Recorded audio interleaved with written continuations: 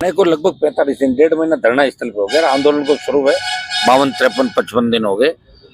इस दरमियान जेल भरो आंदोलन, फिर युवा आक्रोश महारैली भी हुई जयपुर के अंदर। और ऐसा ही भर्ती के साथ साथ आरपीएससी पुनर्गठन की मांग कर रहे हैं। एक तरफ तो आरपीएससी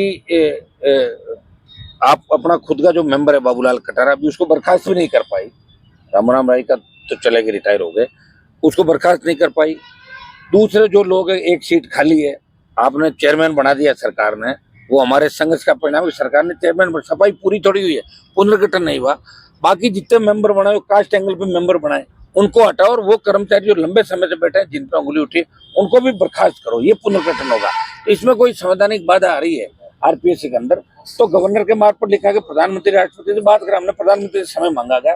और अब जो एक नया आंदोलन चल रहा है आरएस भर्ती को लेकर, वो बच्चे भी हमारे लगातार 2 दिन से कैलेंडर की मांग कर रहे हैं। देखिए, दुर्भाग्य इस बात का कि प्रदेश के 2 उप मुख्यमंत्री, 10 मंत्री और 50 विधायक और एक सांसद धरने पे बैठा है। तो इन बच्चों की वाजिब मांग है कि 23 की जब तक पूरी प्रक्रिया नहीं हो जाती, 24 आप करवा ही नहीं सकते, कानून भी नहीं करवा सकते। तो भजन लाल जी को इतनी जिद नहीं करनी चाहिए, अपने ही विधायकों का, उप मुख्यमंत्रियों का अपमान उनको नहीं करना चाहिए। और मदन राठौड़ जो प्रदेश अध्यक्ष हैं, उन्होंने जाके सारी बात की, उनको कमिटमेंट किया। भजन लाल जी ने खुद ने बच्चों का आपकी भर्ती रद्द कर दूंगा। क्या भजन लाल जी का ये स्थिति होगी राजस्थान के अंदर कि वो आरएस एग्जाम को आगे बढ़ाने और जो इनको बच्चों को कमिटमेंट किया, इसमें भी सक्षम नहीं? आखिर क्या कारण है? ये जब आरपीएससी के चेयरमैन से बात करी, वो ये कह रहे हैं कि सरकार ही करेगी, मेरी तरफ से तो रेडी है मामला। तो सरकार को आरएस चॉइस है, उसको अभी स्थगित करके इसको आगे करना चाहिए।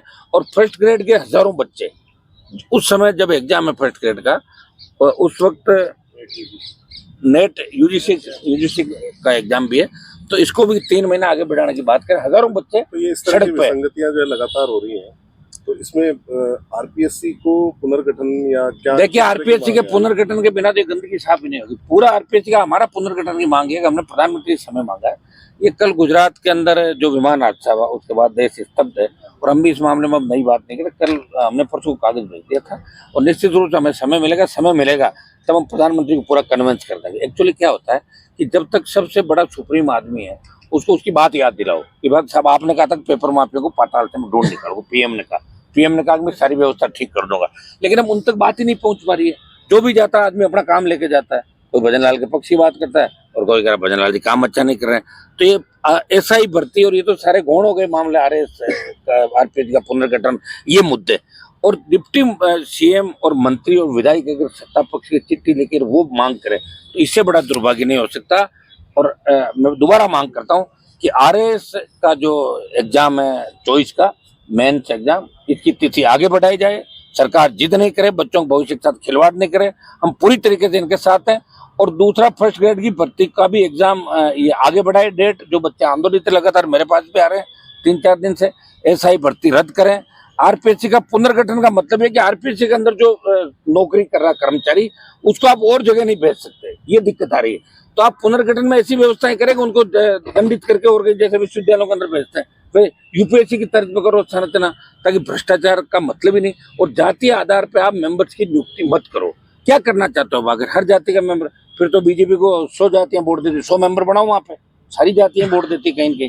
तो आप 4-5 प्रमुख जातियों के मेंबर बना के फिर वो अपने 20-50 रिश्तेदारों को, जितने भी चेयरमैन 5 से 25 बने, उन्होंने 50-100 अपने लोगों को ऑब्लाइज किया।